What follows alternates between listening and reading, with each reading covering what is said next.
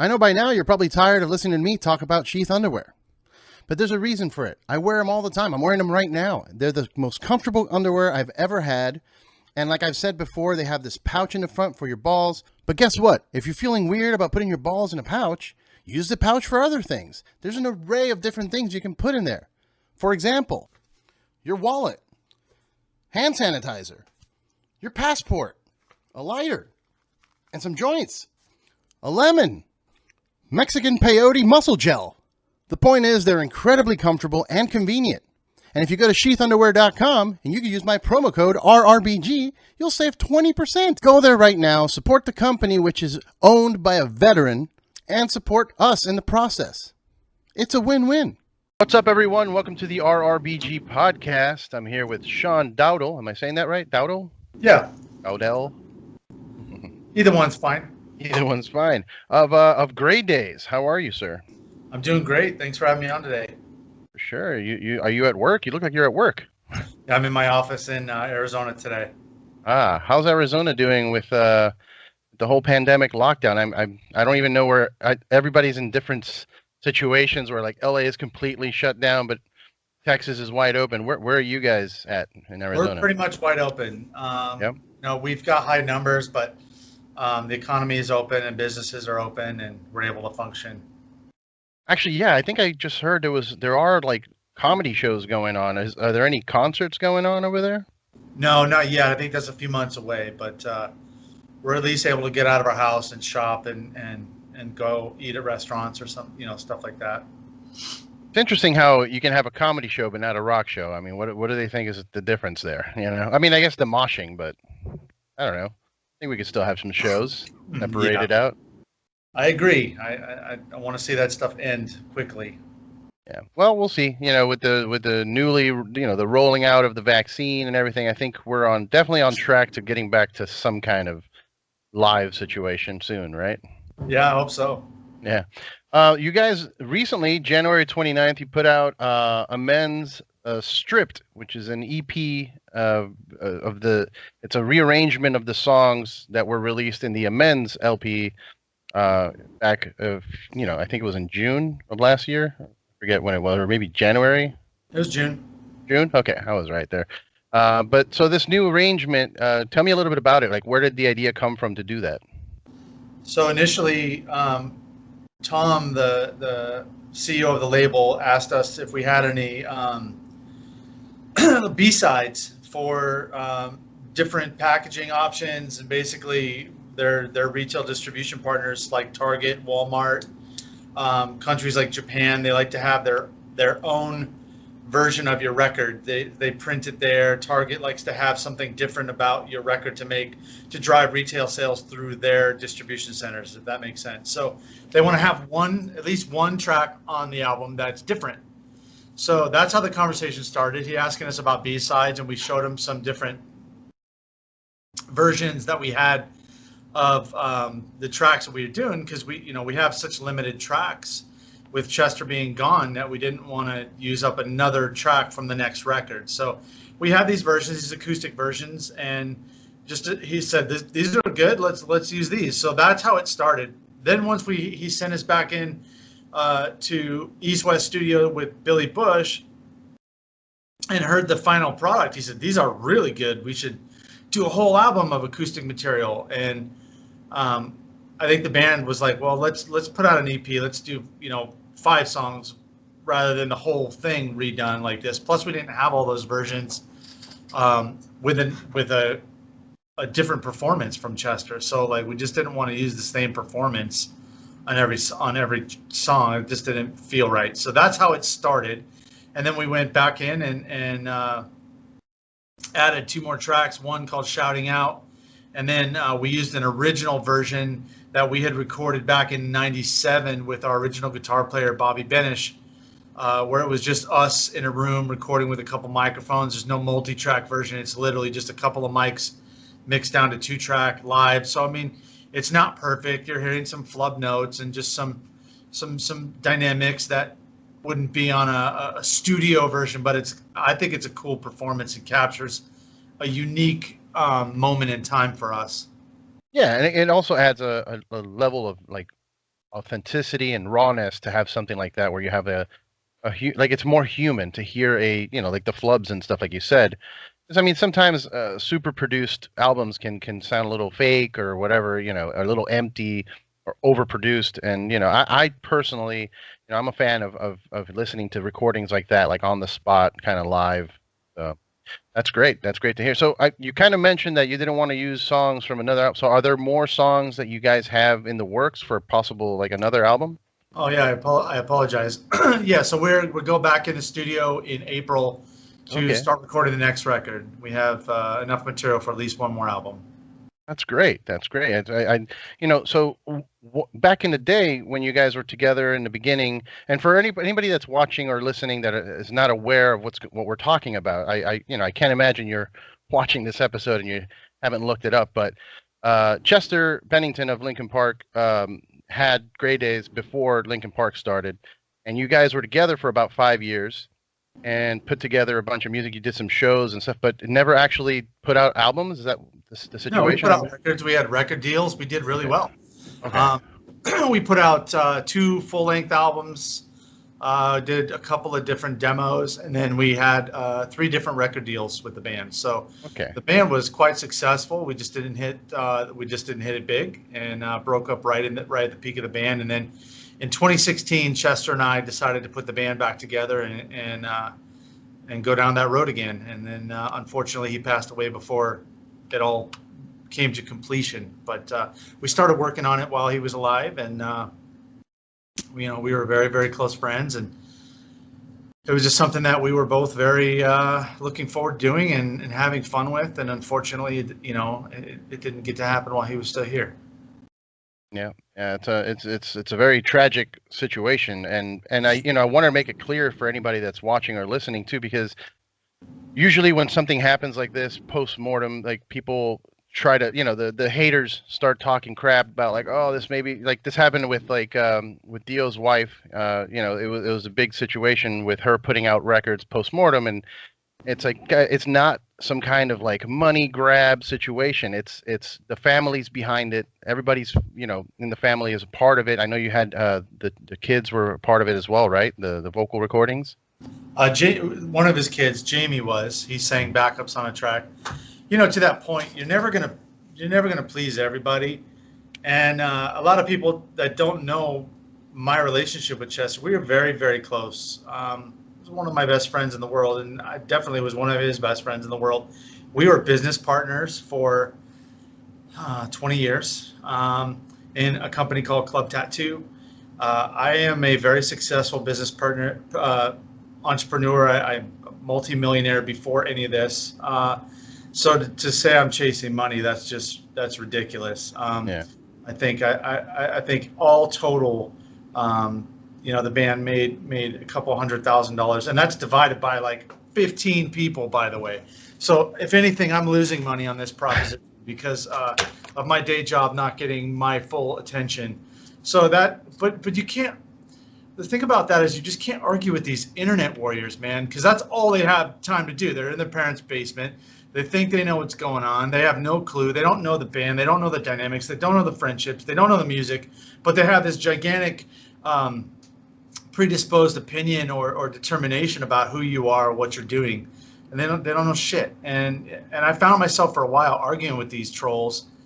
And, the time in my life where I would just show up and punch somebody in the face, that time's over. I'm 47 years old. I don't have time to argue with idiots. Yeah. So if you like our music, awesome. High five, hugs, we'll talk about it. If you don't, I don't care. Like, I just don't. I just don't have time for it. So that's really where, to that point, that's where that's at. Yeah. Yeah, I think it's important for people to look into certain things. They see Chester's name, they have their connection with, what he did with Linkin Park, and then they feel some kind of ownership over it. It's like, dude, you don't know his personal life. You don't know what was going on before that. But I watched that you guys put out like a smaller, it's kind of like a documentary. It's like a 10-minute video kind of explaining the whole situation and how everybody that was involved, the families involved, the parents, his kid, and it's really beautiful. I think it's really great that you guys are fulfilling his dream to put out this music that he was working on, Well, look, to your point, the people that talk badly, they don't know the situation. They don't know what he liked and what he didn't like. However, I do. I was one of his best friends in the world for a long time, a long time. So, I don't find myself wanting to engage with that. And the music is good. If the music sucked and this wasn't something he wanted to do, and I just picked it up out of the gutter after he passed away, I could kind of understand that, but that's not at all how it happened. And we did a 90-minute documentary that we'll be releasing really soon. Oh, nice. That explains it even more in depth and the people that were involved. But this whole project was done with nothing but love and trying to make sure that the integrity and the initial intention of what we set out to do together was honored.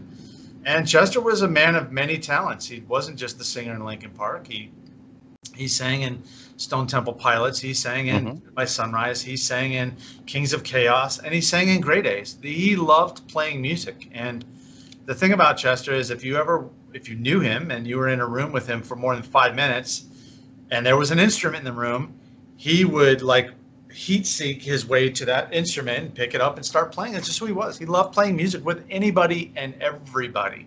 That's just part of his personality. So the people that think you can only compartmentalize him and put him in one section, well, fine. Then go listen to him in that genre. That's fine. I'm a Chester fan and friend, so anything he did with the LP guys, I was proud of. Anything he did with Stone Temple Pilots, I was proud of. Anything he did with Dead by Sunrise, I was proud of. And, of course, I'm proud of the stuff he did with Grey Daze. I think he's got a lot of talent in many different areas. And I don't think you have to have such a mutually exclusive identity with him. I just think that doesn't serve him well. Yeah. A lot of people tend to. There's a lot of elitism in metal and rock music. Everybody's like, oh, that's radio stuff. It's if it's radio stuff, they don't want to hear it, and it's like, just enjoy music. Why does it have to be so, like you said, compartmentalized? Like, you just enjoy. If you're a fan of his and his voice, which was such a unique and powerful voice, why wouldn't you want to see the other stuff he was working on? It's kind of ridiculous. And kudos to you for bringing that out and putting it out, because it would be a shame for someone whose entire life was dedicated basically to music to have stuff that no one gets to hear now, or it just kind of disappears into the ether. It's a beautiful thing, I think. Well, thank you. I'm very proud of it. And I think Chester will be very proud of it too. So you have enough for another album. Is that no more after that? I'm assuming that just because there isn't any recordings. We'll see. There is a whole nother album worth of recordings and some other stuff too. But we'll see. We'll see how this goes. Okay. Right now we're not trying to beat this thing to craziness. Like, we want it to feel organic and natural and right, and we're using the best of the songs that are available. I don't want to. My intention, I don't really want to put out old demos that can't be polished or anything. I just don't. That's not my goal with this. Now, but I want songs. I want the songs that are, in our opinion, great songs to see the light of day, and they haven't got that. So we got at least one more record, and it seems to be a demand for it right now. So we'll see how it goes. That's good. If things were to go back to normal and we have live shows again, is that something that has been discussed, like potentially doing a live show, some kind of tribute show with maybe some friends doing vocals? Hopefully not any idea of doing a hologram tour, because, power to everybody that does the hologram tours. I'm just not a fan of them. I don't personally think the technology is there yet. Yeah. It'll get better. That would be a huge time suck for me to try to go up on stage and play to a hologram. That wouldn't feel right for me. We get asked a lot, and we've got some interesting offers. We love the idea of playing live, but the thing about it is it has to be done so carefully, and we have to be so cognizant of being respectful to Chester, not only him as our friend, but as his legacy. And there's a standard that his fans have of him that they want to make sure that we're not, no disrespect to the people that are doing the holograms, because they're obviously, some people want to see it because they're out there and they're going to see it. So once again, who am I to say don't do that? It's just not for me. Right. I don't see us doing a hologram. We would have to do some type of integration with some of his friends that would sing some of the stuff with him. Because we would never want to. My goal is, and I don't think the guys in the band either. We don't want to replace him. That's not the whole reason we did this was to do it with our friends. So then to come to the end of these recordings and then say, oh, we're going to replace him. That doesn't feel right. So it would have to be with some of his friends that would come up and sing, and we would do some type of integration with, his original vocals and some video streaming. I don't know what it would look like. It's an interesting conversation, but it hasn't developed to the point of making it happen or taking action in it yet. But we'll see. Yeah. I know that's a really long answer to nowhere for you, and I'm sorry. No, it's something. It's something. I think it would be cool to see, like, maybe not like a tour, but like one tribute show with a bunch of friends that were close to him that can try and mimic his voice, which is hard to do.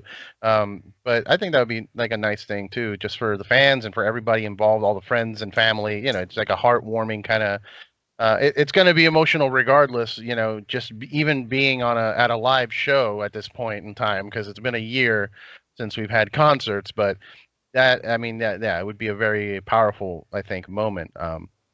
So I know that you were saying that you're a successful businessman on the side. Like, once you're done with all the material for Gray Days, are you still interested in doing more music, maybe as a new project, or this is it for you musically, and once this is done, you're going to just keep working? That's hard to say. If the right opportunity comes along, I would still play, because I've played with my friends for years, even before we decided to put Gray Days back together. So I think music's in my heart, my blood, and we'll see what happens. I'll always jam with my friends, whether or not I try to take that seriously and put out a full produced record and stuff like that. That remains to be seen, but you never know.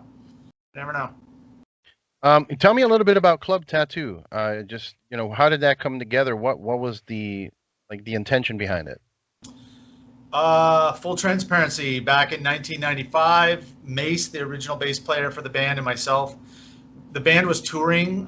We were doing these what we would call satellite tours, where we'd go out for 4 or 5 days and we'd play LA, San Diego, San Francisco, or Denver, Dallas, Houston, just little satellite, maybe 3 city tours, and then come back. And as we were doing that, we would go away for the time, and our bills would still be here when we got back. The band was doing well, but we weren't making enough money to support ourselves individually with the band money. It all went back into the recording budget or touring budget or whatever.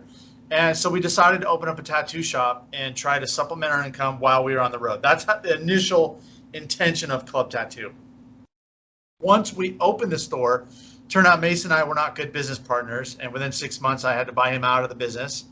And then when Gray Days broke up in '98, I went on to another band and had another record deal and all this stuff, but I really, around that time, poured my heart and soul into my company and really blew it up and made it expand and just turned it into this bigger, global brand.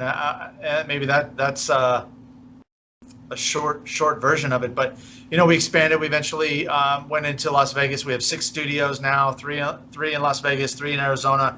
We've done different global collaborations with brands like Oster and Edney's and Jardin and Bicycle, and a lot of really cool things that have just really put our brand out into the global ether, even without the physical manifestations of studios in every city. Our brand is out there. And becoming partners with Chester in early 2003, I think, helped kind of catapult our company to that success. I see. Yeah, I mean, I've seen the name around. It was kind of, in the forefront of my, popular culture for a while there, during the release of it, and when Chester was around with Linkin Park and everything. So, it's great to see that more love given to tattooing, because that always was such a, for example, I'll give you a personal story for you, but the first tattoo I ever got, my family almost disowned me. I got a tattoo on my arm because it was a very significant thing for me, just because it was something that I had seen, during an outer body experience when I had a very bad car accident. I saw some shape and I was like, I need to remember this for the rest of my life. And when I showed up with it, I tried to explain that it was seen as like, oh, now you're a delinquent. now you're trash human. You know what I mean? And my father was the same way, where like he was always like, anybody that has a tattoo is a delinquent. And thankfully we've come to a point now where that's no longer the case, you know. I mean, unless you got some I wish crazy... that were no longer the case, but maybe it's not in your family, but it's definitely, we're still fighting uphill battles in different arenas, you know. In the business world, I still have to have some uncomfortable conversations and win people over in the business world. But, you know, there's this predisposed attitude of what the tattooed lifestyle is and what social class is actually accepting of that. So, you know, I have conversations with, you know, billion-dollar companies, and sometimes it's an uphill battle. But as time goes on, it's becoming a lot more socially accepted. And of course, the TV shows and the sports figures and rock stars have made that, in my opinion, the reason that it is becoming more socially accepted in the workplace, in the business world. Yeah, I you know, yeah, you're right. I didn't really think about the business world, but I can imagine, you know, having to cover up or go into a meeting with like long sleeve, you know, up to the, unless you have finger tattoos or you know, face tattoos, then you're out of luck there. Yeah. Wear it as a badge of honor at this point, and I have for years. You know, it's at this point it's a competitive advantage for me, because I walk in and I get to articulate a position they don't expect me to be able to. You know, Okay. they look at me as a lowlife or not the intellectual level of what they're expecting, and I can hold my own in those arenas. And I'll sit down with a billionaire and be able to speak in a business format that they're like, okay, this guy actually is not an idiot. He knows what he's talking about. And it's easy for me most of the time to try to win the respect over in the business field. But it is a competitive advantage for me because they don't see me coming. You know, it's... Yeah. Yeah, I love that feeling. I love getting underestimated and then just kind of overperforming. That's right. That's always the best way to go about it. That's exactly right. You come in and you kick their ass. And I don't mean physically. I just mean like they're not expecting you to be able to hold your own on a level that they're used to dealing with. So I like it. Yeah. I used to have a chip on my shoulder about it. Now I'm like, okay. I walk into the meeting and they're -1 already because they're expecting something completely different. Right. Yeah. That's a good way to look at it. Yeah. Do you feel that like the face tattoo is one, like, even though I have my own tattoos, I'm always still kind of like, man, there's got to be a little something extra twisted for you to get your face tattooed. Do you feel that way? Because like I said, like, even though I'm an advocate for tattooing and I don't think of it like that, it's still, when I see someone with a face tattoo, I'm like, ooh, that's an interesting person. Let's go talk. So I understand the social stigma that comes with that. I mean, it's no different than when you used back in the 90s when you had a full sleeve, you were ostracized or at least looked at in a way that people are looking at people with facial tattoos, although you're starting to see it tone down because it's becoming so mainstream.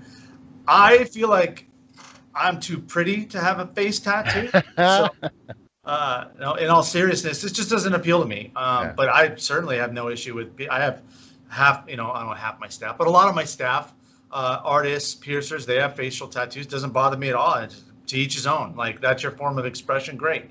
Yeah, I'm a little, I guess, more conservative when it comes to like when, someone has fuck written across their forehead, like that doesn't appeal to me. But once again, I don't want to say you're a low life for having. That's just not, it's just not what I want in my immediate surroundings. Sure. Yeah, I feel it's a way to be respectful and artistic at the same time. Yeah. And I think that's one of the things that attracted me to tattooing is the fact that you can convert your body into a canvas of art for someone. Sure. And but yeah, I still am a little apprehensive, or not apprehensive. Like I'm kind of a weirdo, and when I see something that a normal person would kind of be put off by, I kind of go towards it. And when I see people with tattoos on I want to go talk to them, and I'm always very like open to like, hey, so what's up? What caused you to do that? Like, because in my head, I'm like, I can never do that. That takes a whole other level of crazy to like get the needle in my face. Like my poor face, it hurts. You know what I mean? Yeah, I mean, every tattoo I've ever had hurts. Yeah. So I'm not scared of the pain, but it's definitely part of the understanding before you get extensive work. Like it comes with pain. It's just part of it. Do you think we'll ever get to a point where maybe there's some kind of advancement in technology that it won't be as painful? Oh, we already have. So Yeah. not only do you have different numbing solutions, but just the tattoo machine in general, the way it hits. So, you know, when I was first introduced to the tattoo industry, you know, everything was run off of a coil, and the way the coil makes the needle move, it just seemed to hit and penetrate the skin a lot harder than the newer rotary style machines that are out right now. They hit the skin a little softer and it hurts a little bit less. The needles are sharper, so that it doesn't damage the tissue as much or hurt as much, in my opinion. So yeah, I do. I think we're headed down that road. I wonder if it'll end up being some kind of like laser tech where you just kind of like scan your arm and now you have a tattoo forever. You know? Guarantee that's coming. Yeah, you think so? Yeah. That's cool. And you're also see it with these removable inks too. So you can get a full sleeve one day and you can take it off very quickly the next. Oh, okay. That'd Without be cool. having to explode the ink in your arm and make your lymphatic system absorb it. So you're seeing advances in the different photocell technology with the light frequencies that they're able to make the ink dissolve and dissipate rather than just explode it and make it, right now the laser is going into the ink cells and making it explode, and then your lymphatic system is absorbing it and trying to dissolve it, and people are not able to get all the colors out. But you're seeing these advancements in ink,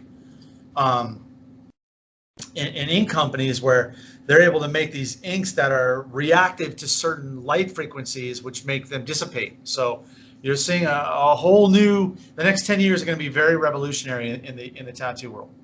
That's really cool. That's really cool. I did not know that. But I'm looking forward to that because I've always wanted more tattoos, but then I'm always, as I'm getting older, it's like, well, what's the point? When I was younger, it was cool because I was in a band and I wanted to look, I wanted to have cool sleeves and all the things. But, as I get older, I'm like, that seems like I might be wasting my time because, like, what if I change my mind now? It's too late. But that's cool. I'm excited about that technology coming out. So to go back a little bit on Gray Daze, the EP just came out January 29th. When do you have like a window, a time frame for the second album?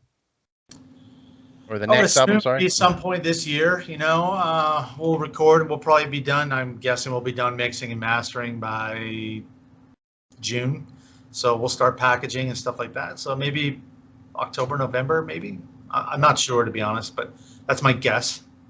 Okay. And then in the first one you guys put out, there were some guests. Obviously, some friends came in. I saw in the video that you guys put out, Head and Monkey were there from Korn. So is there more guests coming in for this one as well, or? You're going to have to wait and see on that one. Oh, okay. We have a few people that we'd like to invite down, but we're just now starting those conversations. But the list is very small, and the list is very predicated on people that Chester absolutely would have wanted to record with, but never got the chance. And that's what this album. If we have guests, that will be the qualifier for the guest. Not just friends. It has to be somebody he wanted to play with. Gotcha. Okay. Well, I appreciate you taking time out of your day. I know you're busy. You're like your office right now, so that's I appreciate you taking some time to talk about this. I think it's a very important album to be putting out. I think it's important for anyone that had been working their entire lives on music to have their work put out there. Even myself, when I was in a band, just having some songs that I recorded but never released, they're just kind of sitting in a hard drive. Like it would be a shame if those never came out. And I appreciate what you guys are doing to put it out together and working with the family and working with the friends and trying to put something out that's of value to the fans. And to all the haters on the internet, quit bitching. Just quit. There's not doing that it, many. man. Yeah, there's Yeah. not that many. There's only a couple, and we just don't even pay attention to it anymore. We just, either block them or just move on with our day. It's not worth it. Yeah, man. It's funny. I only had one experience meeting Chester, and it was on a flight. And I forget what year it was, but he was sitting next to me waiting for the gate to open, and I remember sitting across from him and just like, that's got to be him. I feel like it's him. I saw the tattoos on his wrist, the flames. I'm like, that's him. That's got to be him. But I didn't want to bother him because I know how bad it is to get bothered in an airport. So I just went into my flight, and then when I sat down, he was sitting next to me. I'm like, oh, okay. Where were you flying? I don't even remember. I really don't. I think I was flying to LA. I don't remember the actual, because this was this was, I believe, right when Hybrid Theory had come out. So Okay. it was a very long time ago. And so we sat down and we talked for a bit, and I didn't bother like getting a picture or anything. I don't even think we had like good cameras on our phones at that point. I was just kind of like, let me just enjoy this, and we chatted up the whole flight, and he was all super nice, man, super super caring and humble, and not at all like some of the rock star divas that I've met later. Nope. He Years was later. one of the nicest guys in the world, and the fame and success never changed him at all. It just did. He was a great guy. Well, again, thank you so much. Thank you for doing what you're doing, and I look forward to the new album as well. Please, if you guys are watching or listening, pick up the Amends Stripped EP, and the stripped aspect of it, is it mostly just acoustic work? Yeah. and yeah, Yep. yeah. So that's where that comes from. You get to hear these songs in a different light, different tempos. It's really kind of a cool thing. He sounds amazing. So if you're a Chester fan, I think you'll love it. Awesome, guys. And then social media plugs for you guys for the band. Grade A's official, Grade A's official. Yeah, you can find us pretty much everywhere. And we like to put up old cool vintage stuff and stuff we're working on and interact with the fans as much as we can. So yeah, jump on and follow us. Awesome, man. Well, thanks again. Have a good rest of your day, man. Thank you. Take care. Appreciate it. Later.